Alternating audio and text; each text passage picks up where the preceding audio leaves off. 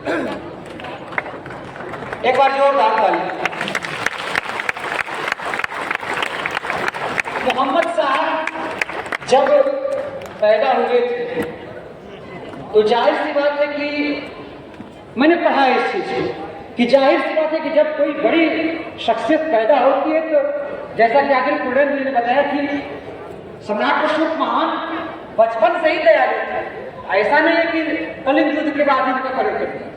तो मोहम्मद साहब भी जब पैदा हुए थे तो बचपन से ही तीक्ष्ण बुद्धि के थे, तीव्र थे। उनसे जब पूछा जाता था दुनिया के बारे में तो वो कहा करते थे कि मुझे पूरब से रोशनी की किरण दिखाई। मोहम्मद साहब ने कहा कि मुझे उस समय तत्कालीन समय में भारतवर्ष में बौद्ध धर्म खत्म हो रहा था। उन्हें दो बात कही है, एक और बात मैं कहना चाहता हूं। उन्होंने अपनी भाषा में दो बात कही है। उन्होंने कहा कि मेरे पास दो समूह हैं, दो प्रकार के लोगों का समूह है। एक समूह को अल्लाह आग से बचाएगा, यानी निकलकर आग है। एक समूह को अल्लाह आग से बचाएगा और दूसरा समूह भारत की यात्रा करेगा।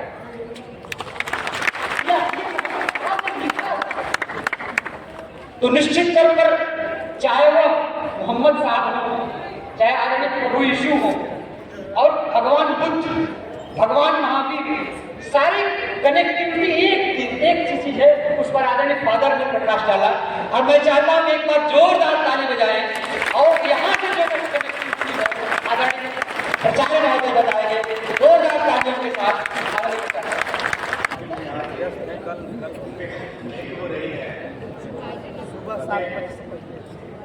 महान सम्राट अशोक का जन्म उत्सव इस पाटलिपुत्रा की सरजमी पे बहुत धूमधाम से मनाई जा रही है और इस सरजमी पे आप लोगों को मुखातिब करने का अवसर मिला है। इसके लिए मैं आप लोगों का सदा आभारी हूँ। सभी गणमान्य और सम्मानित व्यक्ति और इस सभागार में जितने भी खर्दी अजीज हमारे आयु में हैं, इन सबको अभिनंदन करता हूँ।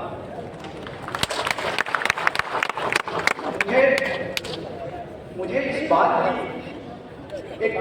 मैं एक लॉ का प्रोफेसर हूँ और जब मैंने भारतीय संविधान की परिप्रेक्ष्य को, प्रारूप को, उसके उद्देश्य को, उसके ऑब्जेक्ट को देखा तो और दूसरे तरफ सम्राट अशोक के शासन पद्धति को, उनके एडमिनिस्ट्रेशन ऑफ जस्टिस को देखा तो ऐसा प्रतीत हो रहा था कि हमारे बाबा साहब डॉक्टर भीमराव अम्बेडकर का से वो प्रज्वलित हो रहा था। तो सारे एस्पेक्ट अगर आप लोग हकीकत में अगर किसी ने अपने भारतीय संविधान को पढ़ लिया और फिर हमारे सम्राट अशोक के शासन पद्धति को देखा तो उन्होंने सिर्फ प्रशासन नहीं किया बल्कि उन्होंने एडमिनिस्ट्रेशन ऑफ जस्टिस को स्थापित किया, न्याय की हुकूमत को उन्होंने स्थापित किया है, social, economical and political justice को उन्होंने स्थापित किया है। एक मैंने कि वर्ल्ड में, पूरी दुनिया में रहने वाले एक इंडिविजुअल को खाने के लिए रोटी, तन को ढकने के लिए कपड़े और सर को ढकने के लिए छत की बात कही है। आप के इस कंसेप्ट को, उनके बहुत ऐसे छुए अनछुए से पहलू हैं जिसको अगर हम लोग देखते हैं तो शायद ऐसा प्रतीत होता है कि जब कलिंगा का युद्ध और दूसरी तरफ एक महान सम्राट का धड़कता हुआ दिल, ये पूरी दुनिया को एक ऐसा मैसेज दिया, एक ऐसा संदेश दिया कि तुम खून खराबे से, आर्बिट्ररी एक्शन से, डिक्टेटरशिप से ऐसी हुकूमत कभी काम नहीं कर सकते हो जो बहुत दिनों तक टिक सकती है।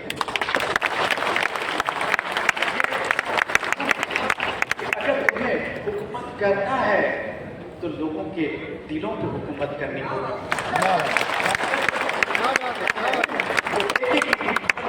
Social, economical and political justice को देना होगा और तभी वो हुकूमत एक लंबे समय तक चलेगी जो सदा सदा के लिए अमर हो जाएगी। तो ये लोग कलिंगा का युद्ध एक नरसंहार से जानते हैं, ऐसा कभी नहीं है। ये तो वो मैसेज था पूरी दुनिया को, जो जिसने सम्राट अशोक को विश्व विजेता बना दिया और पूरी दुनिया में उनकी सम्राट कायम है। ये आज हम जिस धरती पे बैठ के आज महान सम्राट अशोक का जन्म उत्सव मना रहे हैं, कितना भाग्यशाली है हम लोग कि इस धरती में हम लोगों का भी जन्म हुआ है।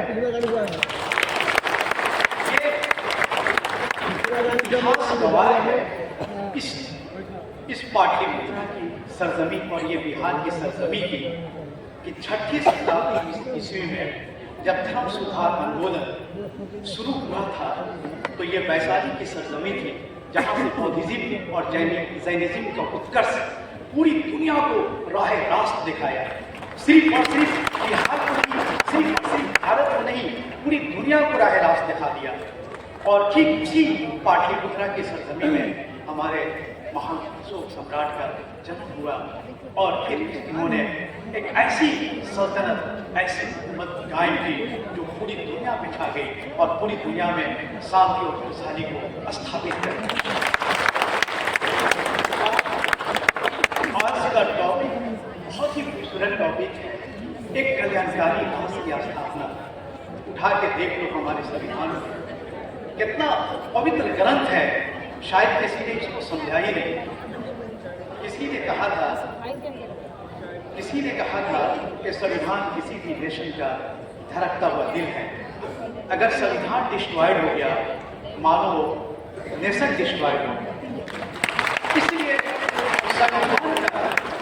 संविधान की रक्षा करना हमारा परम कर्तव्य है और इस संविधान का एक एक अंश एक मार्गदर्शक बन जाता है हमारे महान सम्राट अशोक का शासन पद्धति।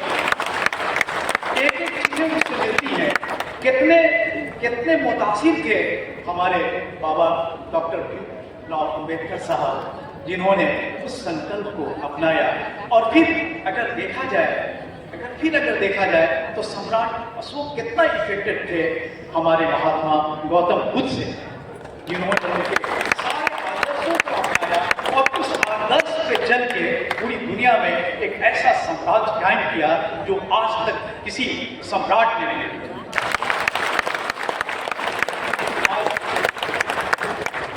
महान अशोक सम्राट चक्रवर्ती सम्राट के नाम से जाने गए, यानी कि सम्राटों का सम्राट, राजाओं का राजा, हमारा महाराजा अशोक सम्राट। और मुझे बहुत ही खुशी इस बात की है कि इस सरजमी पे हम लोगों ने जन्म लिया है।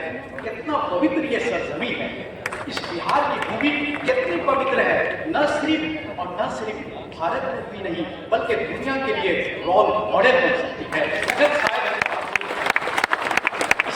हमारे महान अशोक सम्राट के कदम से नक्शे कदम पे चलते हैं।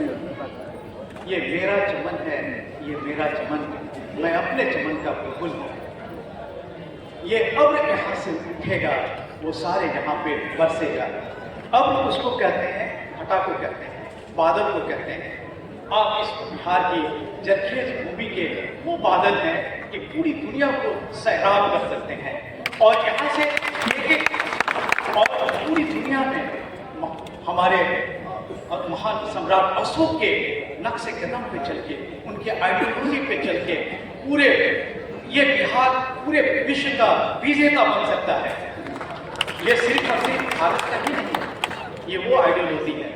फिर चंद कुछ चीज़ें ऐसी हैं जिन्होंने एक वेलफेयर स्टेट की एस्टेब्लिशमेंट करने की बात कही गई है।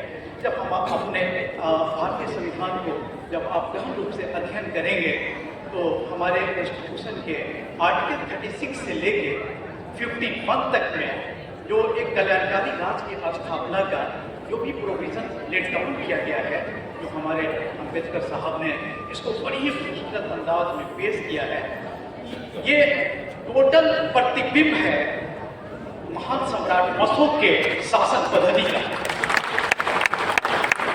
मैं एक बार फिर से आप लोगों को ये बताना चाहता हूँ कि सम्राट अशोक ने सिर्फ शासन नहीं किया, इस पूरी दुनिया पे एडमिनिस्ट्रेशन ऑफ जस्टिस को एस्टेब्लिश किया, इंसाफ की हुकूमत को स्थापित किया, न्याय की प्रशासन को स्थापित किया और एक ऐसा विश्व का सपना देखा था जहां पे कभी कभी कोई भूखा नहीं रहे, एक एक इंडिविजुअल को खाने के लिए रोटी, तन को ढकने के लिए कपड़े, सर को ढकने के लिए छत का मने की व्यवस्था किया उन्होंने। और आज यही वजह है कि पूरे अशोक सम्राट पूरी दुनिया के लिए एक आइडियल, एक मॉडल बन चुके हैं। और फिर हम उसी धरती के जन्म देने वाले हम यहाँ जो बैठे हुए हैं, हम लोगों को भी चाहिए कि हम जो पूरे विश्व को ये रास्ता दिखा सकें। और मुझे उम्मीद है कि आप हम सब लोग मिलकर एक ऐसा भारत का, एक ऐसा विश्व का निर्माण करेंगे जहाँ पे सिर्फ और सिर्फ शांति होगी, जहाँ पे सिर्फ और सिर्फ खुशहाली होगी और कुछ नहीं। इसके अलावा कुछ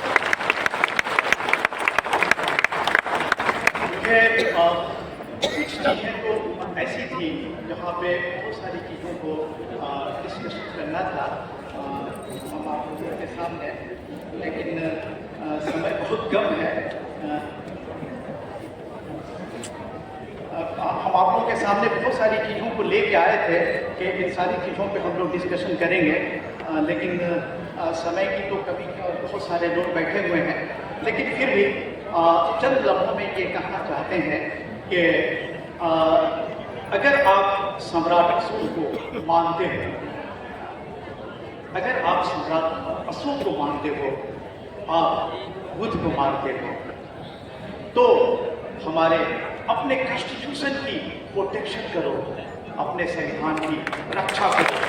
ये इसका रिफ्लेक्शन है, ये इसका आदर्श है।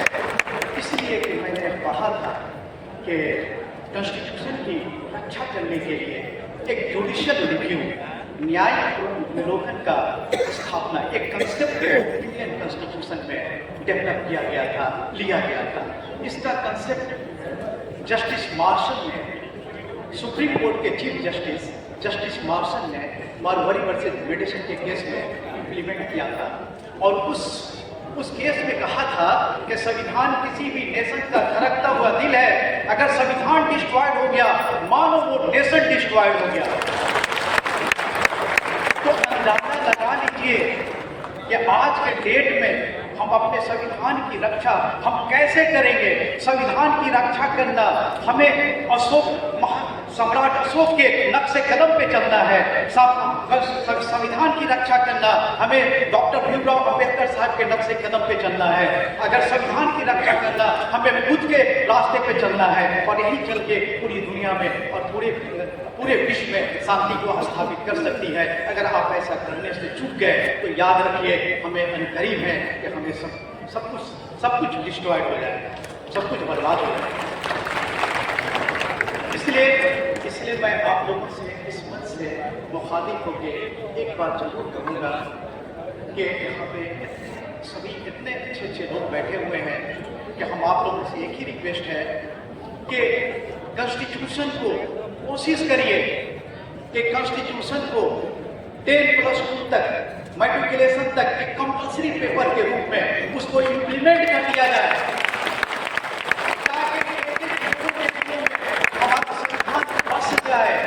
वो कभी खत्म नहीं हो।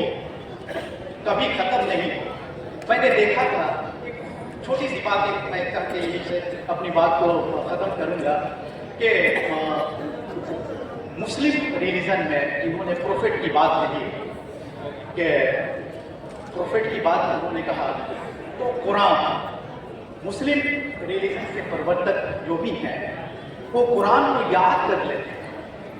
पूरा एक 30 चैप्टर का 30 चैप्टर का मुस्तमिल के कुरान को जुबानी रट्टा लगा जाते हैं और उसको चाहे कोई दुनिया की ताकत मिलकर खत्म करना चाहे तो वो खत्म नहीं कर सकता है। उसके एक हरसई, दुर्गई, शेर और जबर को याद कर लेते हैं। क्या ऐसा नहीं हो सकता है कि हम अपने फैमिली में एक ऐसे बच्चे को जन्म दें जो पूरे कॉन्स्टिट्यूशन को वो रट जाए, याद रखिए।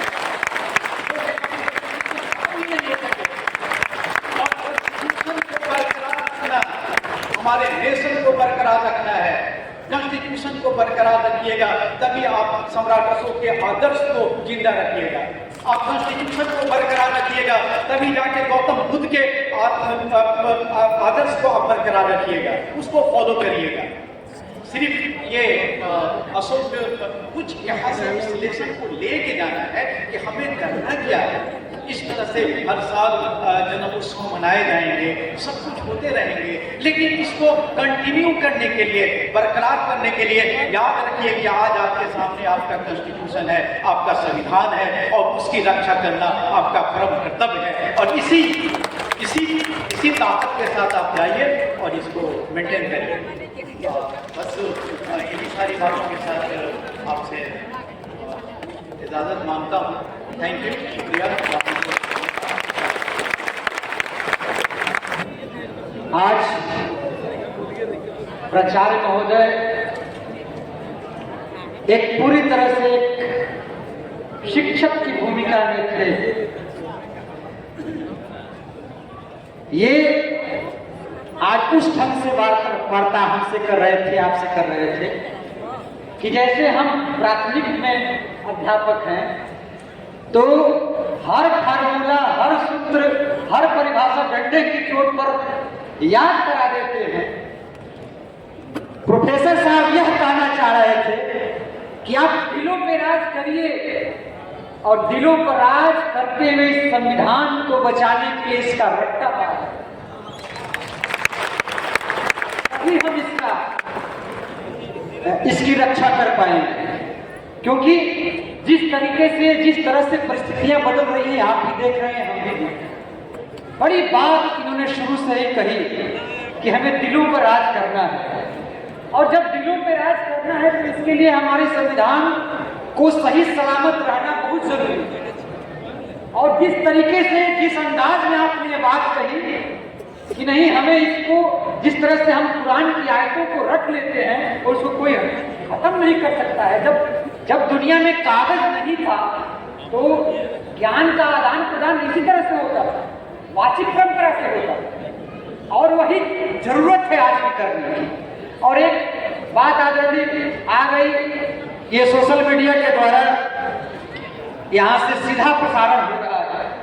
और आदरणीय आपने जो कहा कि सम्राट अशोक ने कहा कि शरीर पे नहीं दिलों पे राज करो, तो हमारे सोनभद्र के मित्र कमलेश ने 4 पंक्तियां लिख के भेजी है अभी जस्ट।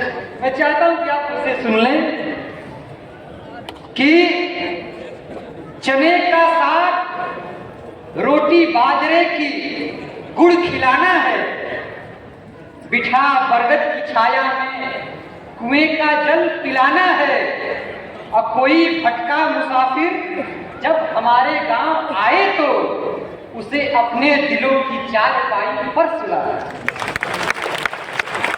तभी हम अपने जिस दिलों के राज के बारे में आदरणीय प्रोफेसर साहब ने कहा, तब उसको हम कर सकते, उसको पूरा कर सकते।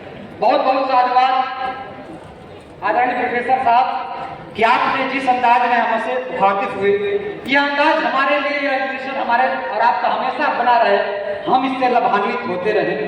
और आइए